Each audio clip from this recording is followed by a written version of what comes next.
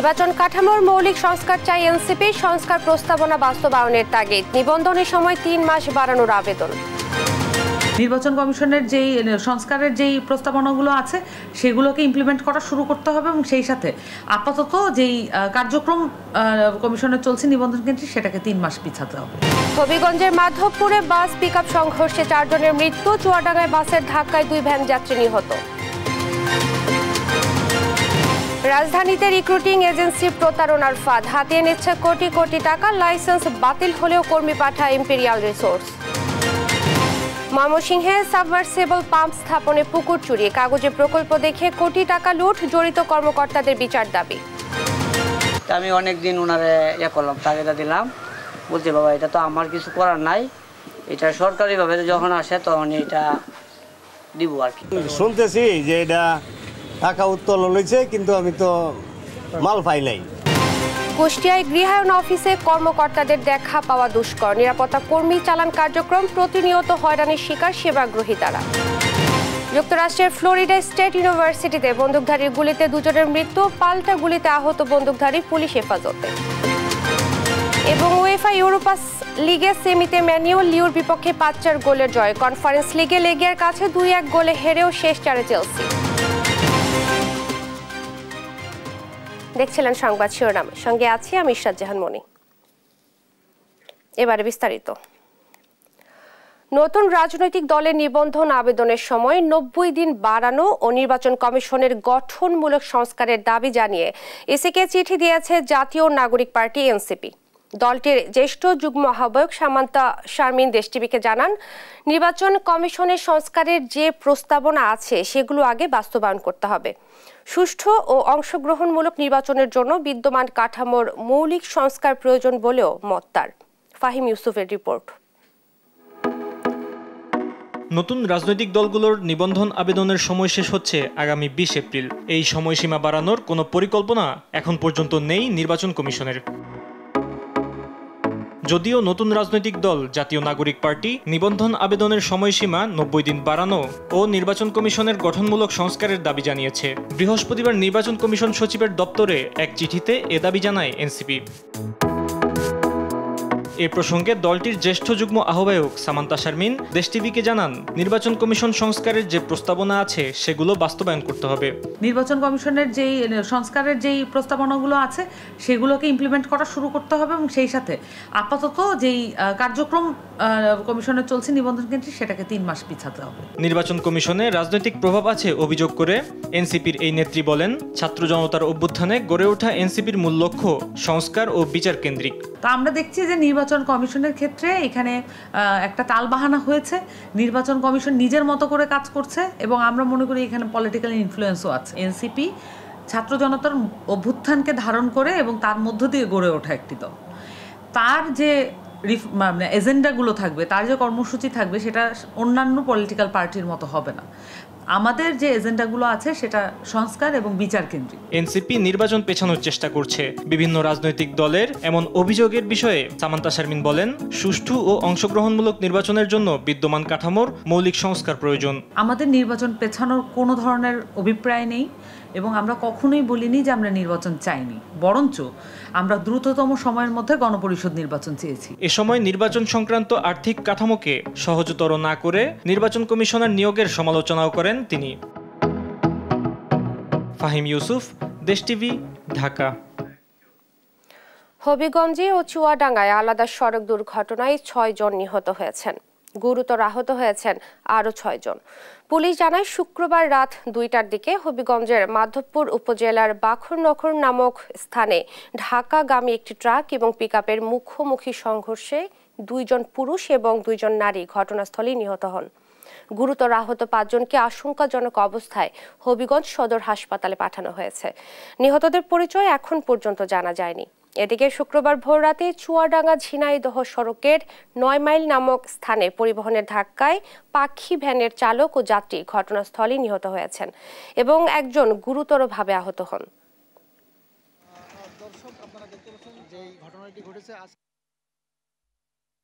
আমার আব্বা সকালবেলা বাড়ি থেকে ভ্যানে উঠে বাজারে যাচ্ছিল। বাজারে যাওয়ার সময় 9 মাইল থেকে রাস্তায় ওঠার সময় গাড়িতে অ্যাক্সিডেন্ট করে মারা গেছে। বাড়ি থেকে ভোরের নামাজ পড়ে বেরিয়ে আসছিল, সামনে হাটের উদ্দেশ্যই হাট করবে বলে আইসে এখানে অ্যাক্সিডেন্ট করে মারা যায়। সাথে সাথে আমরা এই ইউনিট চলে আসি, তো এখানে এসে দেখি যে এটা দুইজন মৃত ব্যক্তি লাশ পড়ে আছে। তো একজন হচ্ছে ভ্যান চালক আর একজন হচ্ছে যাত্রী। রিক্রুটিং এজেন্সির নামে রাজধানীতে প্রতারণা ব্যবসা এখন রমরমা। লাইসেন্স বা অনুমতি না থাকলেও কার্যক্রম চালাচ্ছে এসব প্রতিষ্ঠান। বিদেশ পাঠানোর নামে হাতে এনেছে কোটি কোটি টাকা। জনশক্তি কর্মসংস্থান ও প্রশিক্ষণ ব্যুরো বলছে, প্রতারকদের প্রতিরোধে কাজ করে যাচ্ছেন তারা। M A Ajmer report. রাজধানীর মালিবাগ মোড়ে বিদেশে কর্মী পাঠানোর নামে প্রতারণা বাণিজ্যের রমরমা দোকান খুলে বসেছেন নাসির নামের এ প্রতারক। রিক্রুটিং এজেন্সি দাবি করলেও কোনো লাইসেন্স বা অনুমতি নেই এ প্রতারকের। আপনারা যখন লাইসেন্স পান না, তার আগে আপনি কেন কাজটা শুরু করলেন? না, আমরা তো সাব আমরা নিচ্ছি এজেন্ট হিসাবে, অন্যদের সাথে কন্ট্যাক্ট করে আমরা দেখছি তাদের কাছে কাজটা করায়নি। লাইসেন্সপ্রাপ্ত একাধিক রিক্রুটিং এজেন্সির পরিচয় বহন করে প্রতারণাও করছে সে। এইটা না, চুক্তি এটা ছিল কি, ওনার যে একজন ছিল আরমান নামে একজন, উনি বলছিল যে ভাই এ করেন, তবে কোথাও প্রিন্ট দিয়ে না, তবে আমাদের বাই মিষ্টিকে প্রিন্ট করার পরে আমি বলছি যে না, এটা ব্যবহার করো না। তার অফিসে থাকা একাধিক ভুক্তভোগীর কথাই প্রমাণ করে বিদেশে পাঠানোর নামে কোটি কোটি টাকা হাতিয়েছে সে। বেলারুশে পাঠাবে, পরে বেলারুশে ওয়ার্ক পারমিট আনছে, আনার পরে বলতেছে যে আলবেনিয়া বলতেছে, এখন এভাবে আর কি ঘুরাইতেছে। কতদিন ঘুরাইতেছে? এটা 2-2.5 বছর হবে আর কি। থেমে নেই লাইসেন্স বাতিল ও স্থগিত হওয়া প্রতারক এজেন্সিগুলো। জনশক্তি কর্মসংস্থান ও প্রশিক্ষণ ব্যুরোর তথ্য বলছে, প্রতারণার নানা অভিযোগে 246টি রিক্রুটিং এজেন্সির লাইসেন্স স্থগিত করেছে তারা। এর মধ্যে অন্যতম ইম্পেরিয়াল রিসোর্স লিমিটেড। তবে অফিসটিতে ঢুকলে চোখ কপালে উঠবে যে কারো। কার্যক্রম বন্ধ থাকার কথা থাকলেও এখনো শত শত বিদেশগামীদের হয়রানি করছে তারা। উপরে যাও নিচে যাও এইরকম করতেছে, কোনো মেসেজ এখনো যাইতেছে না। 1 মাসের উপরে হয়ে গেছে, আমার ওকে হয়ে গেছে কাগজ, কিন্তু আমার মেসেজ যাইতেছে না। জাস্ট আমরা আসি, ওদিনকে আমাদের মেডিকেল হয়, কিন্তু এক একটা মানুষ 2 মাস 2.5 মাস পর্যন্ত ভোগান্তি হয়, কিন্তু আমাদের কোনো শরীরে প্রবলেম সেটাও আমরা বলেন না আমার কাছে। না, আজকে 3 মাস আমার ভিসার মেয়াদ শেষ হয়েছে অল্প কদিন, মানে 3বার ওকে দিয়েছে, একবারও মেসেজ জানা কাতার। প্রতিষ্ঠানটির মালিক পক্ষের দাবি, অন্য এজেন্সির কার্যক্রম চলছে তাদের অফিসে। সাসপেন্ড হলে তো আপনাদের যে লাইসেন্স স্থগিত হয়েছে, আপনাদের অফিসের কার্যক্রম তো আমরা দেখছি সবই চলছে। অফিসের কার্যক্রম তো বললামই চলতেছে না, আপনি বলতেছেন চলতেছে। কীভাবে মানুষ যদি বসে থাকে তাহলে শোনে না বলি, মানুষ যদি ওয়েট করে তাহলে কি সেটা কার্যক্রম চলা বলে? তার মানে তারা ওয়েট করতেছে। হ্যাঁ, এমনি ওয়েটিংয়ে আছে, অন্য কাজে আছে, ওরা কাজে আসছে বিভিন্ন। বিষয়গুলো নিয়ে জনশক্তি কর্মসংস্থান ও প্রশিক্ষণ ব্যুরোর মুখোমুখি দেশ টিভি টিম। তাদের দাবি, নিয়মিত অভিযান করে যাচ্ছেন তারা। রিক্রুটিং এজেন্সি যদি তার লাইসেন্সটা বাতিল থাকে অথবা লাইসেন্স না থাকে, তাহলে সে আসলে করতে পারবে না, এই রিক্রুটিং ম্যান পাওয়ার এক্সপোর্টের যে কাজটা, ওভারসিজ এমপ্লয়মেন্টের কাজটা করতে পারবে না। আমরা এর অংশ হিসেবে আমরা নিয়মিত অভিযান পরিচালনা করেছি। আমাদের গত মাসেও আমাদের 6টি মোবাইল কোর্ট পরিচালনা করা হয়েছে। শুধু দেশে নয়, এমন প্রতারক চক্রের খপ্পরে পড়ে বিভিন্ন দেশেও নির্যাতিত হচ্ছে প্রবাসীরা। এম এ আজিম, দেশ টিভি, ঢাকা। চুরি ছিনতাই রোধে রাজধানীর বিভিন্ন স্থানে চেকপোস্ট বসিয়ে অভিযান চালিয়েছে যৌথ বাহিনী। এ সময় বিভিন্ন যানবাহনে তল্লাশি কার্যক্রম চালানো হয়। প্রয়োজনীয় কাগজপত্র ও হেলমেট না থাকায় বেশ কয়েকজনের বিরুদ্ধে শাস্তিমূলক ব্যবস্থাও নেওয়া হয়। এনআই নাহিদের রিপোর্ট। মধ্যরাতে রাজধানীর হাতিরঝিলে যৌথ বাহিনীর তল্লাশি কার্যক্রম। মোটরসাইকেল, প্রাইভেট কার ও সিএনজি সহ বিভিন্ন ধরনের যানবাহন থামিয়ে কাগজপত্র যাচাই বাছাই করে যৌথ বাহিনীর সদস্যরা। এছাড়া যানবাহনে অবৈধ কোনো কিছু আছে কিনা সেটাও তল্লাশি করা হয়। মধ্যরাতে রাস্তায় সেনাবাহিনীর অভিযানে খুশি সাধারণ মানুষ। আমরা এইসব কার্যক্রমে অনেক স্বস্তি ফিরে পাই আসলে চলাফেরার জন্য। আমাদের রাস্তায় অনেক দুর্ঘটনার শিকার হতে হয়, ছিনতাইয়ের কবলে পড়তে হয়। এটা নিয়ে আমরা আর কি ওনাদের আমরা অনেক ভালো লাগছে ওনাদেরকে। এ সময় মোটরসাইকেল আরোহীর হেলমেট ও অন্যান্য যানবাহনের প্রয়োজনীয় কাগজপত্র না থাকায় বেশ কয়েকজনের বিরুদ্ধে শাস্তিমূলক ব্যবস্থা নেওয়া হয়। যারা অনেকেই হেলমেট পরে নাই, ড্রাইভিং লাইসেন্স ছিল না, 2-1জন সিগন্যাল ভায়োলেশন করছে। আর ম্যাক্সিমামের ক্ষেত্রে দেখা যাচ্ছে যে চালক হেলমেট পরলেও পিলিয়ন উনি হেলমেট ইউজ করতেছেন না আর কি। এরকম বেশ কিছু ব্যবস্থা নেওয়া হয়েছে আর কি। এদিকে রাতে আইন শৃঙ্খলা পরিস্থিতি স্বাভাবিক রাখতে নগরীর গুলশানের পুলিশ প্লাজার সামনে চেকপোস্ট বসিয়ে বিভিন্ন যানবাহনের তল্লাশি কার্যক্রম চালিয়েছে পুলিশ। অপ্রীতিকর ঘটনা না ঘটে সেই লক্ষ্যে আমরা রীতিমতো কাজ করতেছি। আমাদের প্রত্যেকটা মোবাইল টিম ঠিকমতো তারা টহল ডিউটি অব্যাহত রেখেছে। আমরা সিনিয়র পর্যায়ে আছি, আমরা তাদের ডিউটি তদারক করতেছি, মনিটর করতেছি। ইনশাল্লাহ আমরা এই এলাকাকে ছিনতাই মুক্ত রাখতে পারবো ইনশাল্লাহ, আশাবাদ ব্যক্ত করছি। নগরীতে চুরি, ছিনতাই ও ডাকাতি সহ অপরাধ তৎপরতা ঠেকাতে ও অপরাধীদের আইনের আওতায় আনতে তল্লাশি কার্যক্রম চলমান থাকবে বলে জানায় আইন শৃঙ্খলা বাহিনীর সদস্যরা। NI নাহিদ, দেশ টিভি, ঢাকা। ময়মনসিংহে ঈশ্বরগঞ্জ উপজেলায় প্রকল্প বাস্তবায়ন কমিটির বিরুদ্ধে প্রায় কোটি টাকার অনিয়ম দুর্নীতির অভিযোগ উঠেছে। দুর্নীতি আড়াল করতে অফিস থেকে গায়েব করা হয় কাগজপত্র। যাদের নামে প্রকল্প দেখিয়ে টাকা আত্মসাৎ করা হয়েছে তারাও দুর্নীতিবাজ কর্মকর্তাদের বিচার চেয়েছেন। সহকর্মী ইলিয়াস আহমেদের তথ্যচিত্রে জানাচ্ছেন AH হিমেল। উপজেলার মাইজবাগ ইউনিয়নের চরশঙ্কর গ্রামের নয়ন মিয়ার নামে একটি সাবমার্সেবল পাম্প বসানোর জন্য 1,20,000 টাকা সরকারি বরাদ্দ আসে। সমপরিমাণ অর্থ আসে গ্রামের আবুল কাশেমের নামেও, অথচ তাদের নামে কল বরাদ্দের বিষয়টি জানেন না তারা। শুধু এ দুটি বিষয় নয়, উপজেলার 9টি ইউনিয়নের 59টি মিথ্যা প্রকল্প দেখিয়ে হাতিয়ে নেয় 85,90,000 টাকা। এই প্রকল্পের সভাপতি, ইউপি চেয়ারম্যানরাও জানেন না এ বিষয়ে। না, চেয়ারম্যানের সভাপতি হলো সব প্রকল্প আমি উঠাই নাই, টাকা পয়সা উঠাইছি না। তা বিষয় না জানেন আমি কাউকে দোষ দিতে পারবো না, এই সুযোগ তো আমার নাই। আমি তো একজন চেয়ারম্যান হিসাবে কি যে কোনো কথা বলার সুযোগ আছে আমার। প্রকল্প থেকে আসলে এটা পরে আবার করবে। তা আমি অনেকদিন ওনারে করলাম, তাগিদা দিলাম, বলছি বাবা এটা তো আমার কিছু করার নাই, এটা সরকারিভাবে যখন আসে তখন এটা দিব আর কি। শুনতেছি যে এটা টাকা উত্তোলন হয়েছে, কিন্তু আমি তো মাল পাই নাই। চেষ্টা করুন এটা বাইর করার, যাতে জনগণ দেখে বুঝে যে না এরকম ধরনের ঘটনা করলে সত্যটা প্রমাণ করার দরকার।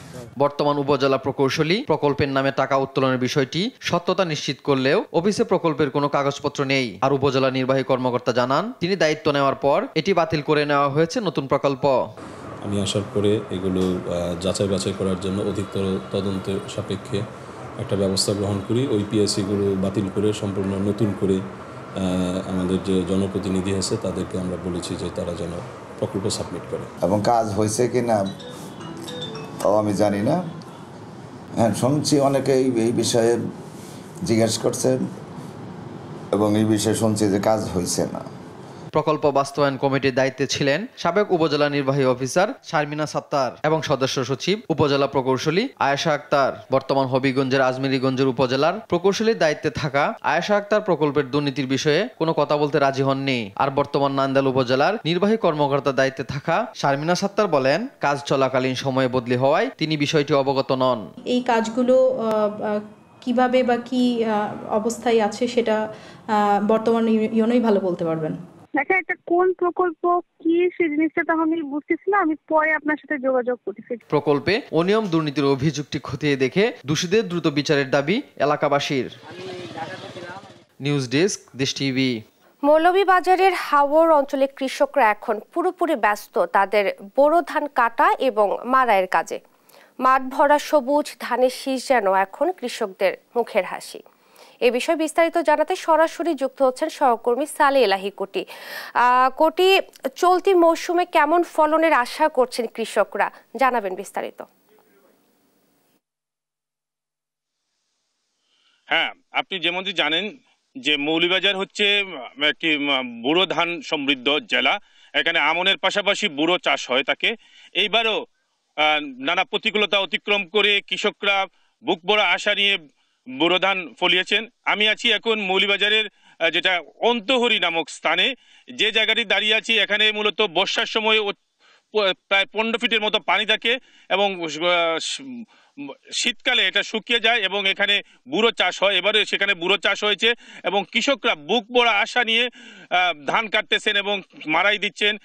ধান কাটার মৌসুম শুরু হয়ে গেছে, ধান কেটে মানুষরা তাদের ধান তোলার জন্য ব্যস্ত সময় পার করছেন এবং ইতিমধ্যেই হাওর অঞ্চলের যে নিম্ন অঞ্চল সেটা অনেকটাই বুড়ো ধান কর্তন হয়ে গেছে, কারণ বন্যার আশঙ্কায় অনেকেই আধা কাঁচা পাকা ধান সেটা কেটে নিচ্ছেন এবং এই জায়গায় যে এবার ধানের যে ফলন হয়েছে আশা করা যাচ্ছে যে অন্যান্য বছরের চাইতে এবার একটু ভালো ফলন হয়েছে।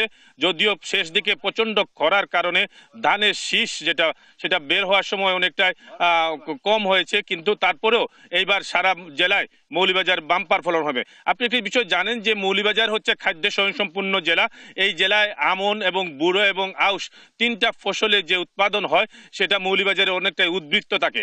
এইবারও সেই উদ্বৃত্ত আশা করছেন যে বুড়োর যে বাম্পার ফলন হয়েছে, যদি এখন পর্যন্ত যে অবস্থায় আছে, যেভাবে সংগ্রহ চলতেছে, এই সংগ্রহ অবস্থায় যদি এই অবস্থা চলতে থাকে তাহলে যে বুড়োর যে লক্ষ্যমাত্রার চেয়ে যে বেশি উৎপাদন হয়েছে সেটা অনেকটাই উৎপাদন যে লক্ষ্যমাত্রা সেটা অর্জন করা সম্ভব হবে।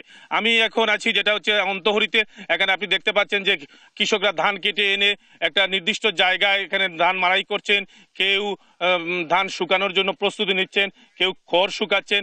একটা বিষয় যেটি হচ্ছে যে এইবার যান্ত্রিক পদ্ধতিও ধান কাটা হচ্ছে হাওর অঞ্চলে এবং যে সনাতন পদ্ধতি সেইটা তো ধান কাটা হচ্ছে, পাশাপাশি যান্ত্রিক পদ্ধতিতে ধান কাটায় কৃষকদের অনেকটাই সহজ হয়েছে। আমি এখন একজন কৃষকের সাথে কথা বলবো, তিনি জানাবেন যে এইবারকার যে বুড়ো ধানে তার যে ফলন কি হয়েছে এবং তিনি কি আশা করছেন। আপনি এবার কেমন ফলন হয়েছে বলেন আশা করছেন? ফলন তো হয়েছে, আমরা তো খরচ জায়গায় খেতের উপরে রাজি, আমরা ওটাই চিন্তাধারা করতাম যে আমরা যদি দানার দরটা পাই গিয়ে আমরা মেকআপ করতাম পারবো। আপনি যেমনটি শুনছিলেন যে এইবারকার বুড়ো ধানে নিয়ে কৃষকের অনেকটাই স্বপ্ন দেখছেন, যে তবে তারা প্রত্যাশা করছেন যে ধানের সঠিক মূল্য পেলে তারা অনেকটাই লাভবান হবেন। এই হচ্ছে মৌলভীবাজারের বুড়ো ধান কাটা নিয়ে সর্বশেষ। ধন্যবাদ আপনাকে। চলতি মৌসুমে কৃষকরা ধান কাটা এবং মাড়াইয়ের কাজে ব্যস্ত, এই ব্যাপারে বিস্তারিত জানাচ্ছিলেন মৌলভীবাজার থেকে সহকর্মী সালে ইলাহি কুটি। খুলনার বাজারে সব রকমের সবজির দাম স্থিতিশীল। এই ব্যাপারে আরো জানাতে আমাদের সঙ্গে যুক্ত হচ্ছেন সহকর্মী নূর ইসলাম রকি। রকি, আপনি তো বাজারে রয়েছেন, দাম নিয়ে কি বলছেন ক্রেতা বিক্রেতারা, জানাবেন।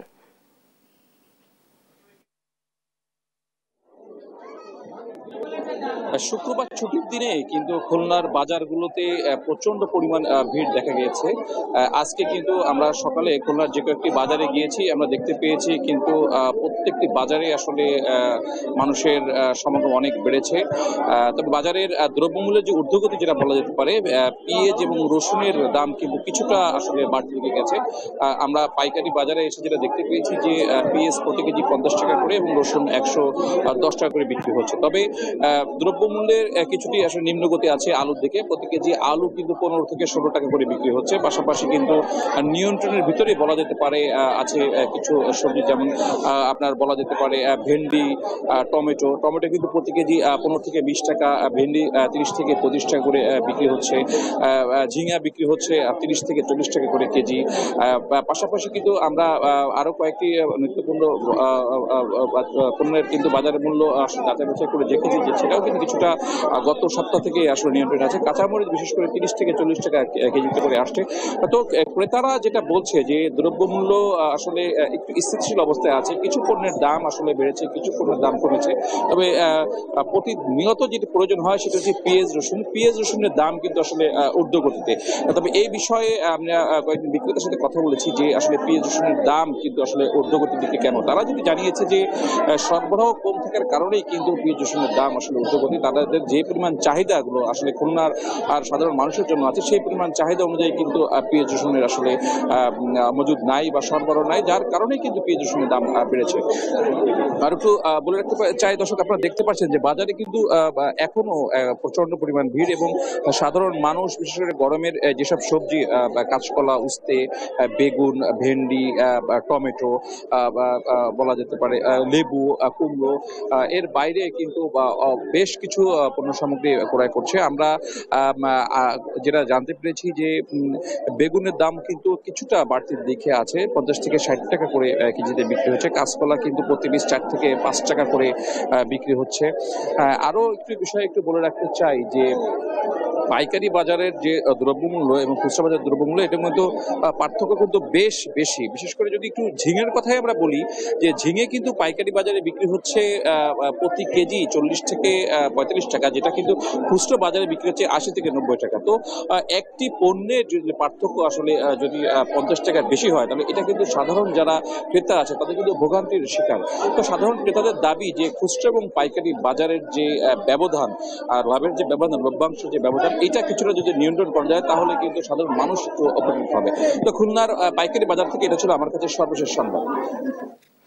ধন্যবাদ আপনাকে। খুলনা থেকে বাজার পরিস্থিতি জানাচ্ছিলেন সহকর্মী Nur Islam Rocky. কুষ্টিয়ায় security guard দিয়ে চলছে গৃহায়ণ অফিসের সেবা কার্যক্রম।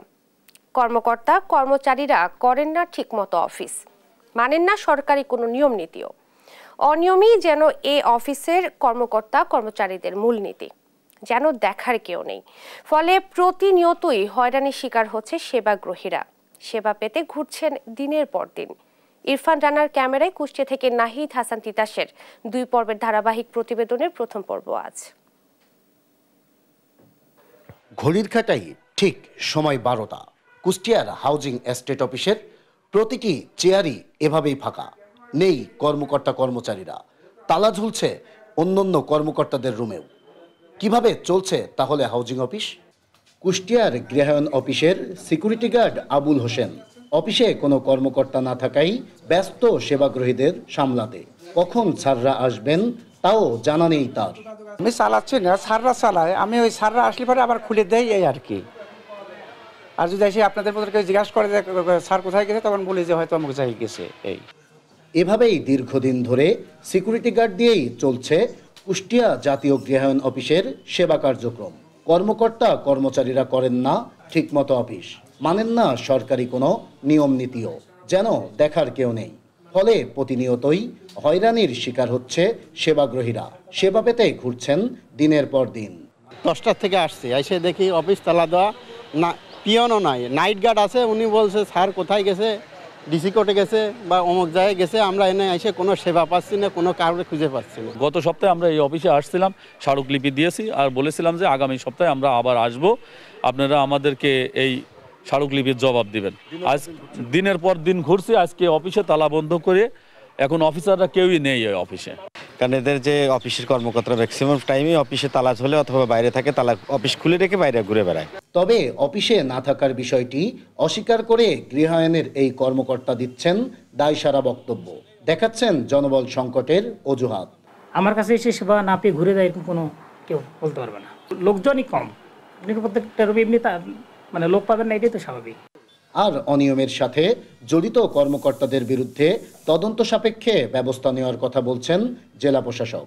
যেহেতু গৃহায়ণ কর্তৃপক্ষ সরাসরি মিনিস্ট্রির নির্দেশনায় চলে, আমাদের সাথে ওইভাবে ওরকম সম্পৃক্ততাও নেই। তো সেই ক্ষেত্রে আমি ওই কর্মকর্তার সাথে যোগাযোগ করার চেষ্টা করব, আমাদের অফিসারদের মাধ্যমে তাদেরকে খোঁজ নিব যে কী জন্য ওনারা এখানে ছিলেন না বা কেন নেই। আর পাশাপাশি আমি মিনিস্ট্রির সাথে যোগাযোগ করব যে এই বিষয়গুলি কেন হচ্ছে। সরকারি সেবামূলক প্রতিষ্ঠানের কর্মকর্তা কর্মচারীদের এমন অনিয়মের বিষয়টি দ্রুত তদন্ত সাপেক্ষে ব্যবস্থা নেওয়ার দাবি সেবাগ্রহীদের। নাহিদ হাসান তিতাস, দেশ টিভি, কুষ্টিয়া। ডক্টর ইউনূস বাংলাদেশকে নিপীড়নের ছায়া থেকে বের করে আনছেন এবং বাংলাদেশে মানবাধিকার পুনরুদ্ধারে কাজ করছেন। মার্কিন সাময়িকী টাইম ম্যাগাজিনে ডক্টর ইউনূসকে নিয়ে প্রকাশিত এক মুখবন্ধে এমন কথা বলেন যুক্তরাষ্ট্রের সাবেক ফার্স্ট লেডি ও পররাষ্ট্রমন্ত্রী হিলারি ক্লিন্টন। হিলারি আরও লেখেন, বাংলাদেশে জবাবদিহিতা প্রতিষ্ঠা এবং একটি ন্যায়সঙ্গত ও মুক্ত সমাজের ভিত্তি স্থাপনে এগিয়ে যাচ্ছেন ডক্টর ইউনূস। বিস্তারিত মাহবুব তামিমের রিপোর্টে।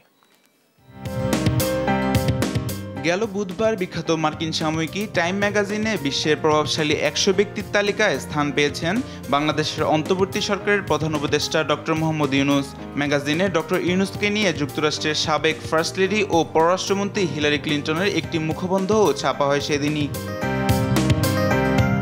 মুখবন্ধে হিলারি লেখেন, গত বছর ছাত্রদের নেতৃত্বে হওয়া এক অভ্যুত্থানে বাংলাদেশের কর্তৃত্ববাদী প্রধানমন্ত্রীর পতনের পর একজন সুপরিচিত নেতা জাতিকে গণতন্ত্রের দিকে পরিচালিত করার জন্য এগিয়ে আসেন। তিনি শান্তিতে নোবেল পুরস্কার বিজয়ী মোহাম্মদ ইউনূস। যুক্তরাষ্ট্রের সাবেক এই পররাষ্ট্রমন্ত্রী আরও লেখেন, মোহাম্মদ ইউনূস বাংলাদেশকে নিপীড়নের ছায়া থেকে বের করে আনছেন। তিনি বাংলাদেশে মানবাধিকার পুনরুদ্ধারে কাজ করছেন, জবাবদিহিতা প্রতিষ্ঠা করছেন এবং একটি ন্যায়সঙ্গত ও মুক্ত সমাজের ভিত্তি স্থাপনে এগিয়ে যাচ্ছেন।